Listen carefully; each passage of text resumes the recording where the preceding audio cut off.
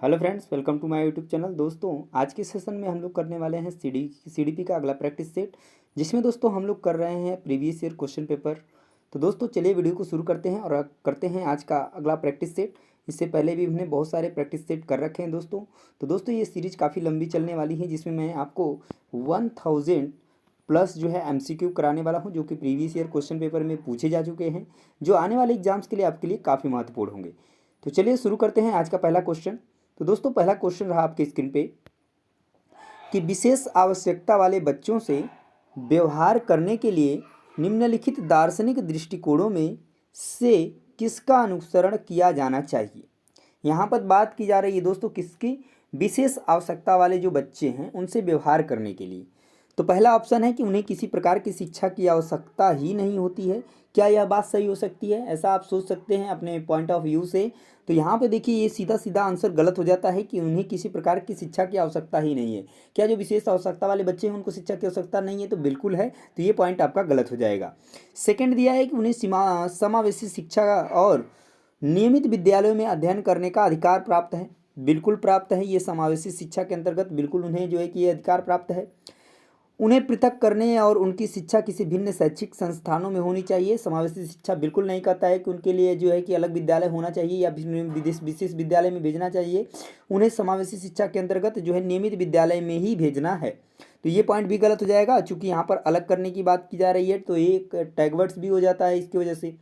और दिया है कि उन्हें केवल व्यावसायिक शिक्षा प्रशिक्षण दिया जाना चाहिए। तो ये पॉइंट भी गलत हो जाता है। केवल एक टैग वर्ड्स जो है निगेटिव है और केवल व्यावसायिक शिक्षण प्रशिक्षण के लिए दिया जाना चाहिए। तो ये पॉइंट भी गलत हो जाएगा। तो आपका जो राइट आंसर बनेगा दोस्तों क्या बन जाएगा? तो ऑप्शन नंबर सेकेंड इसका बिल्कुल करेक्ट आंसर बन जाएगा। नेक्स्ट क्वेश्चन देखिए, क्वेश्चन नंबर सेकंड क्वेश्चन क्या पूछा गया है कि अधिगमकर्ता केंद्रित विधि का आशय है, यानी कि इसका मतलब क्या है अधिगम केंद्रित विधि का।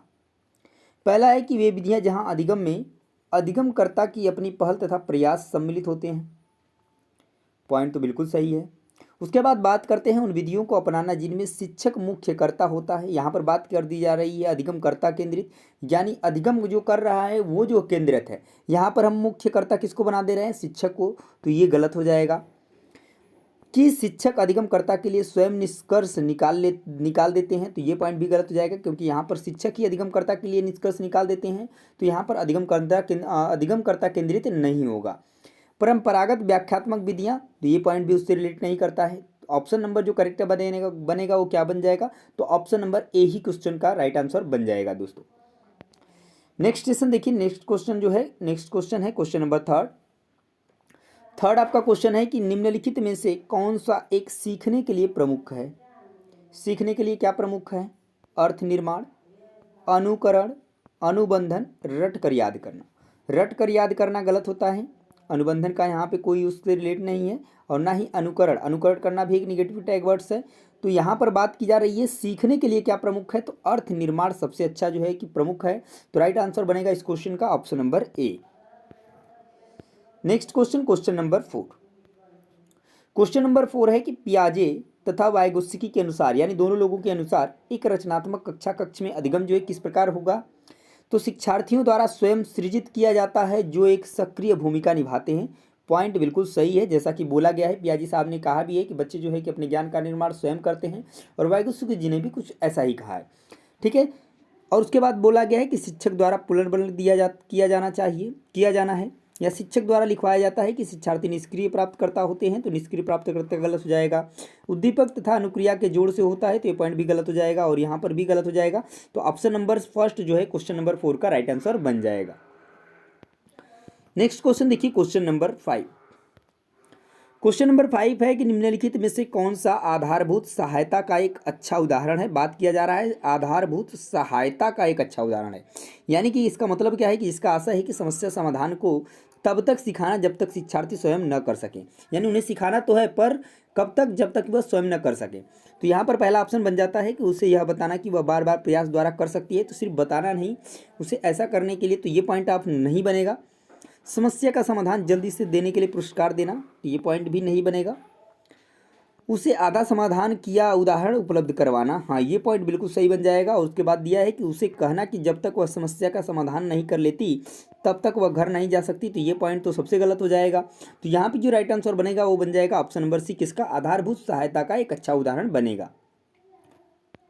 नेक्स्ट क्वेश्चन क्या है? क्वेश्चन नंबर 6 नंबर क्वेश्चन है कि आपकी कक्षा में सीखने की विविध शैलियों वाले बच्चे हैं और उनका आकलन के लिए आप क्या करेंगे? उन्हें कार्यों और परीक्षणों के एक समान सेट देंगे, समान अनुदेशन देंगे तथा उसके बाद बच्चों द्वारा परीक्षण में प्राप्त अंकों के अनुसार उनको नामित करेंगे यानी अलग करेंगे, या विविध प्रकार के कार्य और परीक्षण देंगे और परीक्षण पूरी करने के लिए एक समान समय देंगे। बात की जा रही है किसकी? विविध शैलियों वाले बच्चे हैं, तो हम निश्चित रूप से उन्हें क्या करेंगे? विभिन्न प्रकार के विविध प्रकार के कार्य और परीक्षण भी देंगे, क्योंकि बच्चे कैसे हैं? विविध शैलियों वाले हैं, इस वजह से हम उनके लिए विविध प्रकार के कार्य और परीक्षण भी लेंगे।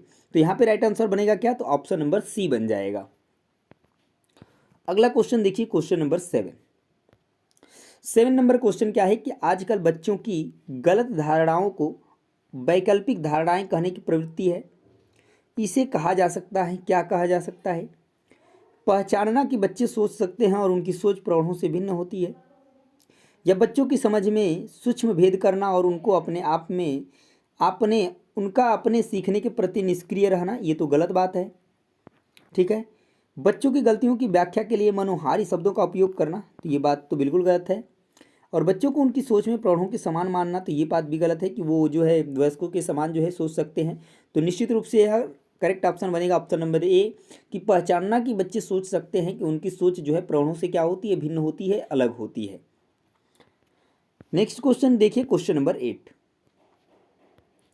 क्वेश्चन नंबर 8 क्या है कि निम्नलिखित में से कौन सा एक माध्यमिक विद्यालय की कक्षा कक्ष में शिक्षक की भूमिका का सर्वोत्तम वर्णन करता है?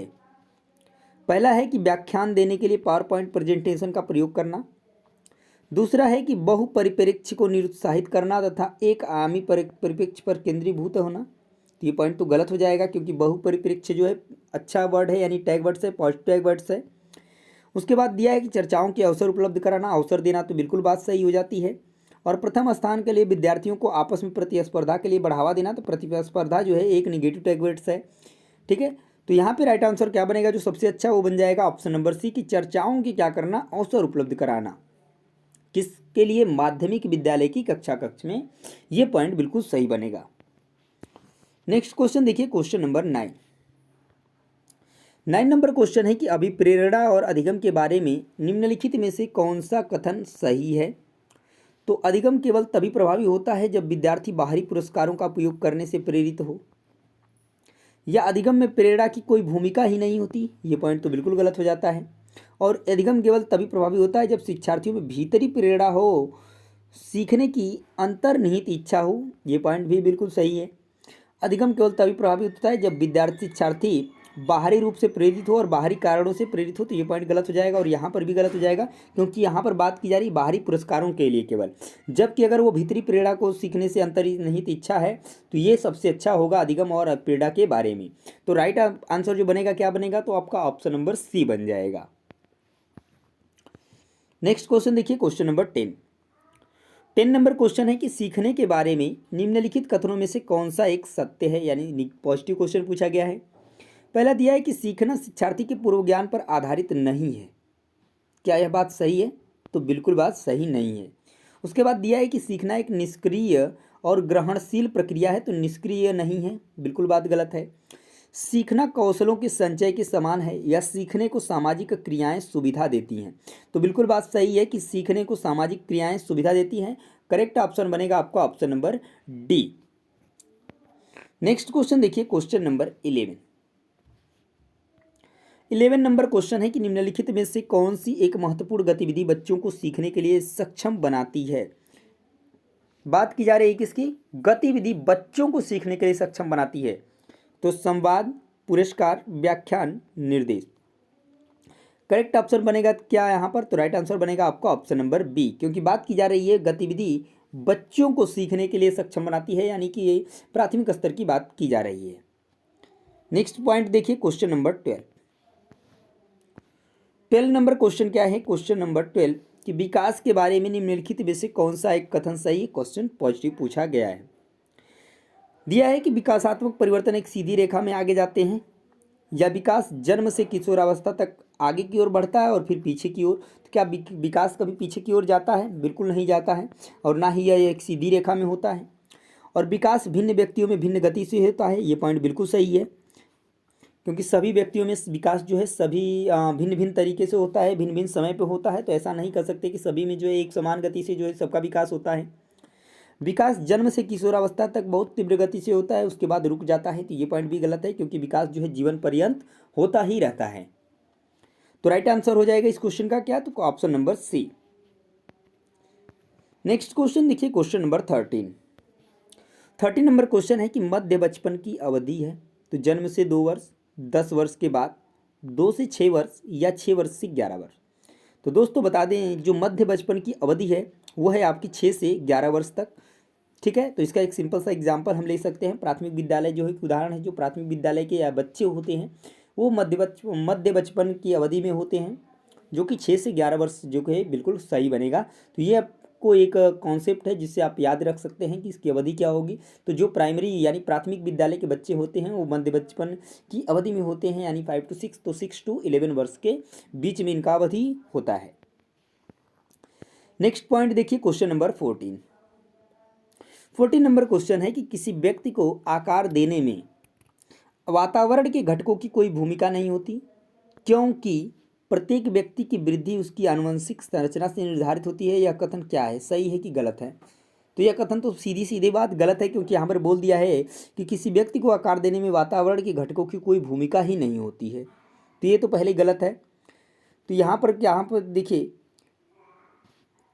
ठीक है 2 पॉइंट तो पहले ही गलत हो जाते हैं कि ठीक है, क्योंकि हम देख लिए कि कथन सही नहीं है। अब बच जाते हैं आपके पास 2। तो यहाँ पर दिया है कि ठीक नहीं है, क्योंकि बहुत से शोध यह सिद्ध करते हैं कि विकास में वातावरण का बड़ा प्रभाव पड़ता है। हाँ, ये बात तो बिल्कुल सही है। उसके बाद यहाँ पर दिया है कि ठीक नहीं है, क्योंकि वातावरण के घटक किसी व्यक्ति की वृद्धि और विकास में कम योगदान करते हैं। तो ये पॉइंट जो है बिल्कुल गलत हो जाएगा। ठीक है, तो यहाँ पे जो सही आंसर बनेगा वो क्या बन जाएगा? तो ऑप्शन नंबर बी बिल्कुल सही हो जाएगा दोस्तों। और दोस्तों नेक्स्ट क्वेश्चन पे चलते हैं, क्वेश्चन नंबर 15 नंबर क्वेश्चन है कि एक प्रक्रिया है जिसके माध्यम से मानव शिशु समाज के सक्रिय सदस्य के रूप से निष्पादन करने के लिए आवश्यक कौशलों का अर्जन करना प्रारंभ करते हैं। तो उस प्रक्रिया का नाम क्या है? समाजीकरण, विकास, सीखना, परिपक्वता। तो देखिए, वह प्रक्रिया जिसके माध्यम से मानव शिशु समाज के सक्रिय सदस्य के रूप में निष्पादन करने के लिए आवश्यक कौशलों का अर्जन करना प्रारंभ करता है, तो वह प्रक्रिया है समाजीकरण। तो राइट आंसर बनेगा आपका ऑप्शन नंबर 1। तो दोस्तों आज के सेशन में बस इतना ही। हमने बहुत महत्वपूर्ण 15 क्वेश्चंस किए हैं, जो कि हम लोग डेली करते हैं और पूरे एक्सप्लेनेशन के साथ करते हैं। चीज़ें आपको बेहतर समझ में आती होंगी और बेहतर तरीके से आप क्वेश्चंस के आंसर तक पहुंच पाते होंगे। और उम्मीद है कि आप जो है क्वेश्चन पेपर में भी आप इसी तरीके से बहुत ही आसानी से क्वेश्चंस को कर पाएंगे। तो दोस्तों इसी उम्मीद के साथ हम लोग करते रहेंगे अपना प्रैक्टिस सेट, और जुड़े रहिए हमारे साथ अगर आपको करना है क्लियर। तो चलिए दोस्तों, मिलेंगे नेक्स्ट वीडियो में, तब तक के लिए जय हिंद।